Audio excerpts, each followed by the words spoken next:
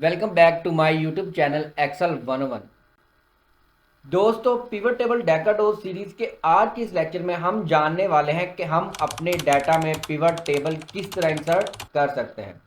Last to lecture में हमने detail बात की थी pivot table introduction, benefits of pivot table and pivot table perfection की। इन दो लेक्चर्स के बाद आज हम यहां तक पहुंच चुके हैं कि अब आप इजीली पिवट टेबल अप्लाई कर सकते हैं। और आज के इस लेक्चर में हम डिटेल बात करेंगे पिवट टेबल कैसे इंसर्ट किया जाता है और पिवट टेबल के इंपॉर्टेंट ऑप्शंस कौन कौन से हैं। तो दोस्तों, अपने वर्चुअल सीट बेल्ट बांध लीजिए क्योंकि आज आप सफ़र करेंगे एक्सेल 101 के साथ पिवट टेबल की तरफ। दोस्तों, वीडियो शुरू करने से पहले मैं अपने एक दोस्त का वीडियो शेयर करना चाहता हूं। तो सुनिए दोस्तों, ये मैसेज उनके लिए है जिन्होंने अभी तक मेरे चैनल एक्सेल 101 को सब्सक्राइब नहीं किया। तो चलिए मेरा दोस्त क्या कहता है उसको ज़रा सुनते हैं। अस्सलाम वालेकुम। वालेकुम अस्सलाम। इस चैनल को सरप्राइज करा भाईजान, भाईजान इस चैनल को सरप्राइज करा। ये मैसेज जस्ट फन था, मेरा मकसद किसी का मजाक उड़ाना नहीं है दोस्तों, क्योंकि मैं हमेशा अपने स्टूडेंट्स को कहता हूं कि learning with fun better than learning with gun, यानी कि फ़न के साथ सीखना बेहतर है ना कि किसी के प्रेशर में आप आके आपको सीखना पड़े। तो दोस्तों, अब हम आगे बढ़ते हैं और शुरू करते हैं आज का सेशन।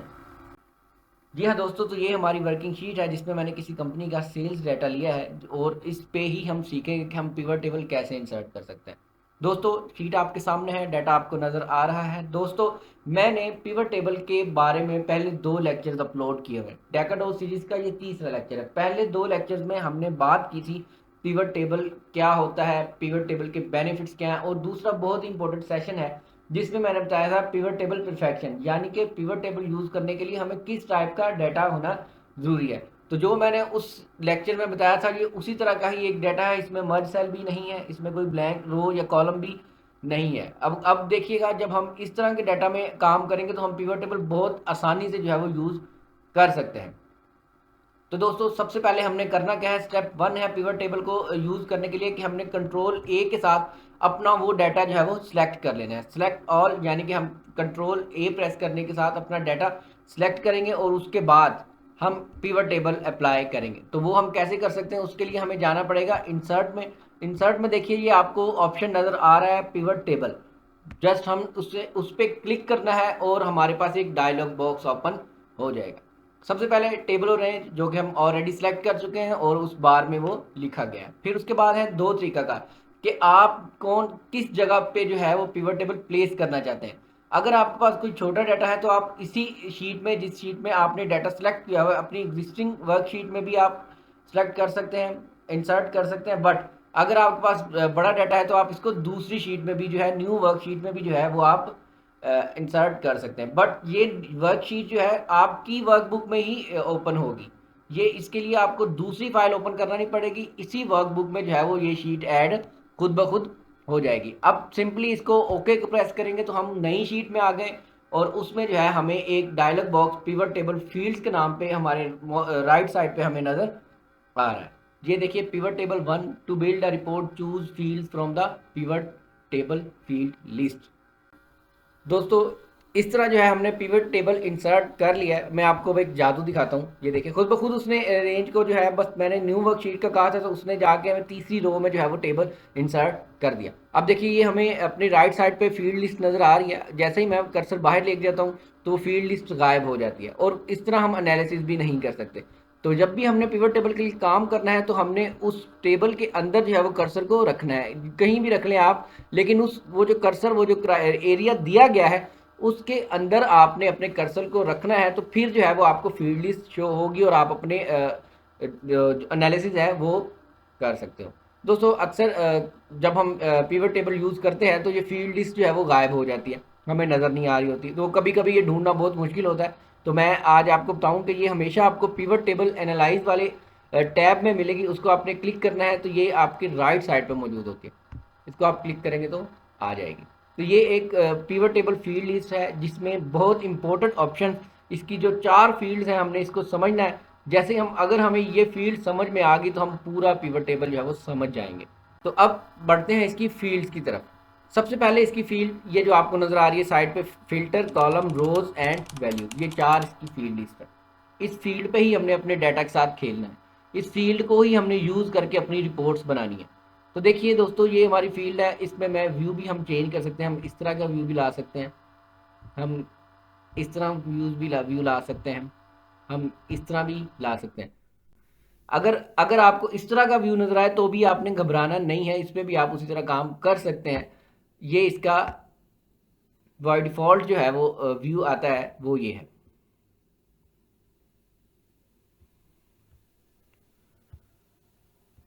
ठीक है दोस्तों, अब हम बात करते हैं इस फील्ड्स की। फील्ड में सबसे पहले हम बात करेंगे रोज़ की। रोज़ फील्ड, सबसे पहले ये समझिए कि ये रोज़ क्या है। रोज़ फील्ड आपको अलाउ करता है अपने डाटा को हॉरिजेंटल लाइन या कैटेगराइज में अरेंज करने का। जैसे कि हमारे पास अभी सेल्स डाटा है, एनालाइज करें तो आप प्रोडक्ट को, या हम अपने प्रोविंस के मुताबिक हमने डाटा निकालना है, हमने प्रोविंस को अगर हम रोज़ में रखेंगे तो ये देखिए इस तरह हमारी रोज़ जो है वो शो होंगी। ये हमने डाटा रोज़ में रखा, हम इसी को ही एनालाइज करना चाहते हैं, हम इसी की ही डिटेल सेल की मालूम करना चाहते हैं, तो वो हम कैसे करेंगे अभी मैं आपको आगे चल के बताऊँ। जी हाँ दोस्तों, अब हम बात करते हैं अपनी नेक्स्ट फील्ड की। अगर फॉर एग्जांपल मैं इसी प्रोविंस को कॉलम में ड्रैग कर देता हूँ, अब वो हमें वर्टिकली प्रेजेंट हो रहा है। कॉलम फील्ड से आप अपने डाटा को वर्टिकल लाइंस या कैटेगरीज में रेंज कर सकते हो। अगर हम अपनी इसी एग्जांपल को लेते हैं तो प्रोविंस को हमने रो से उठा के जब हमने कॉलम में रखा तो ये देखिए इसने हमें जो है वो वर्टिकल डाटा शो करना शुरू कर दिया। तो एक रो इसकी फील्ड हमने डिस्कस की पिवट टेबल की, और एक कॉलम जो है वो हमने डिस्कस किया। तो ड्रैग करने का तरीका भी बहुत आसान है दोस्तों, बस आपने माउस से लेफ्ट क्लिक करके उसको उठा के दूसरी जगह पे ले जाना। ड्रैग करने का तरीका बहुत आसान है।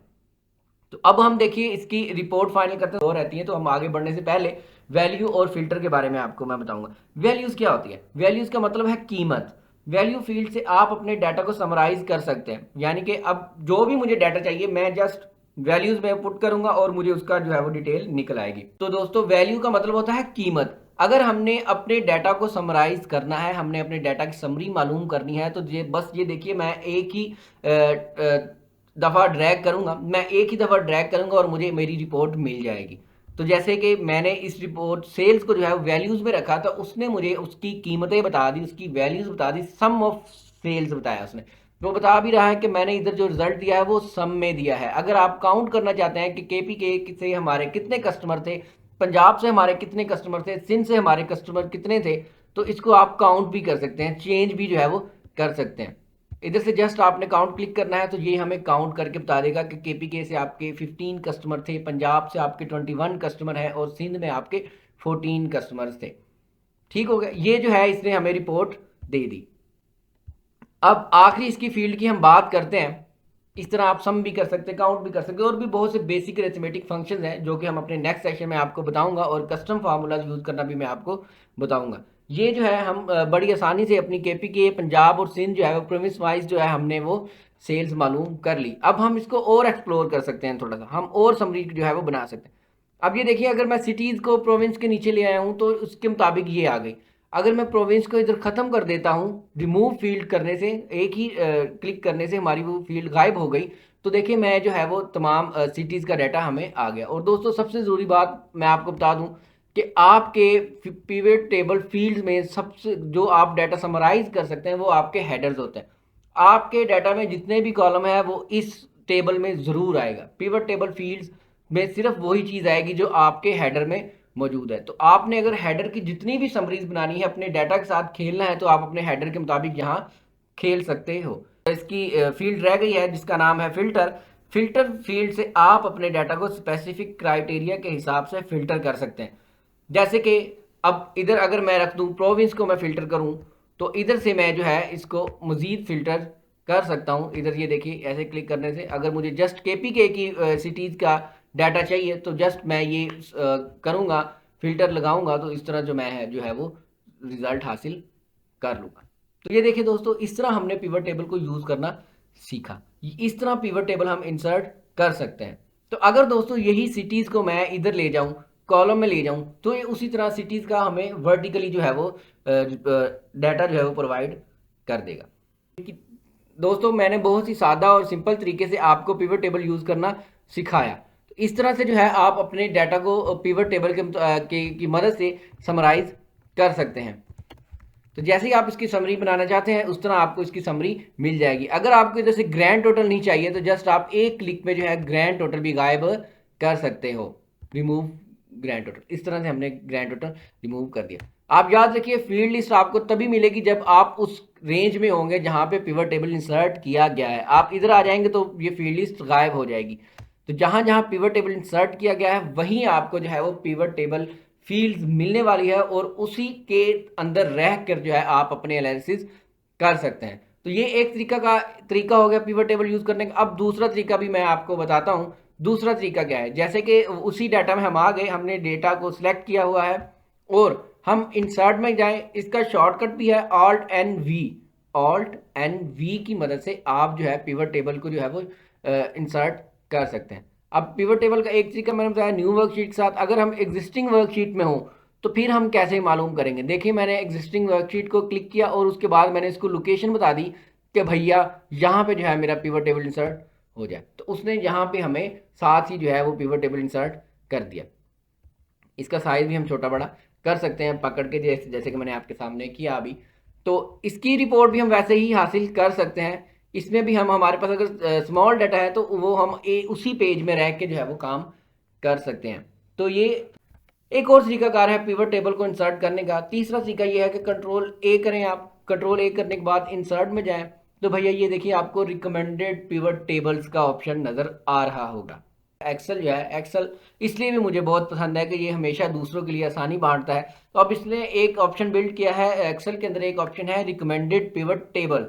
तो कि अगर हम ये वाला यूज़ करेंगे, ये वाला इसका तरीकाकार यूज़ करेंगे तो हमें मैनुअली जो है वो पिवट टेबल में अपने एनालिसिस करने की ज़रूरत नहीं होगी। वो खुद ही जो है वो हमें कभी प्रोविंस वाइज डाटा दे रहा है, कभी सिटी वाइज डाटा दे रहा है, कभी सिटी वाइज दे रहा है, कभी कस्टमर नेम वाइज और कभी काउंट ऑफ कस्टमर। अगर हम इस तरह का डाटा चाहिए तो जस्ट हम ओके क्लिक करेंगे और हमें वो रिपोर्ट मिल जाएगी। लेकिन उसके लिए भी ये न्यू वर्कबुक में जाएगा, एग्जिस्टिंग शीट में नहीं होगा, न्यू शीट में जाएगा। सॉरी, वर्कबुक में नहीं, वर्कबुक उसी में रहेगा बट शीट न्यू में जाएगा।